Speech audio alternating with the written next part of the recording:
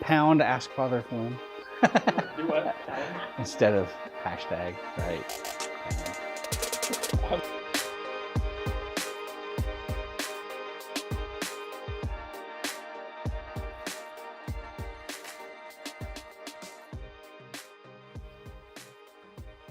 Hey, this is Father Flynn. Welcome to another installment of hashtag Ask Father Flynn.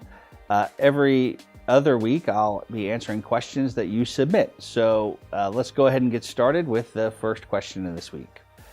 First question today comes from Grapevine, Texas. I was taught Jesus was an only child, but both Matthew and Mark list his brothers, James, Joseph, Simon, and Judas, as well as sisters.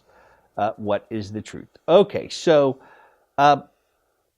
Jesus was an only child. So why would he say, right? Well, brothers and sisters. There's several instances.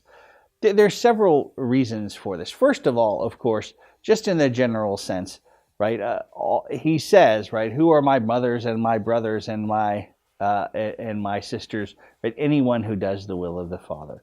But also, you have to realize that in first century Israel, in that time, right, the language was in such a way that everybody was brothers and sisters, first cousins, second cousins, right? It was considered brothers and sisters. They didn't have these names for cousins or more distant relatives because families are not quite as detached as we are, where, you know, we delineate everybody by proximity. That really comes about later in life, really, as people are, as the rise of the feudal system and the beginning of these lineage monarchies.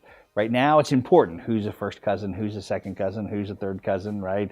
Who's a 10th cousin, second, two times removed, right? These things become more important. But in the beginning, right, when we were all just brothers and sisters. So we know, right, that James was the brother of John, literally, not figuratively, right? Not a cousin, not a whatever, and the son of Salome. Well, Jesus Christ was the son of Mary, right? So we know for a fact that that's not true, right? So we know that there are some of these names are people who we know for a fact have different parents. But why call them brother and sisters?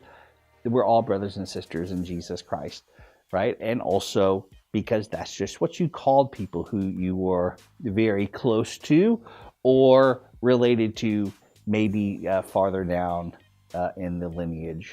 And our next question today comes also from Grapevine.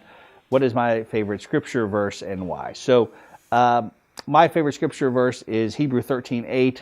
Jesus is the same today, tomorrow, and forever. So why that one, right? Well, because one of the things I think is important for us as Christians to remember that Jesus Christ is who he is.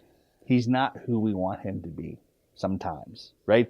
He's the person who revealed himself in history and who we learn about in Scripture and the teachings of our church. So oftentimes I think people believe that, well, there's a cultural context. Well, yeah, of course there's cultural context within our world. But Jesus is the same. Right? He's the same yesterday, today, and forever. So we as Christians want to come to know the Jesus that truly exists, not sometimes the one that we want to exist. And thank you for watching hashtag Ask Father Flynn. Keep asking questions on our website at sfatx.org/Ask Father Flynn, or by commenting below or using the hashtag Ask Father Flynn. And make sure to follow us on Facebook, Twitter, and Instagram.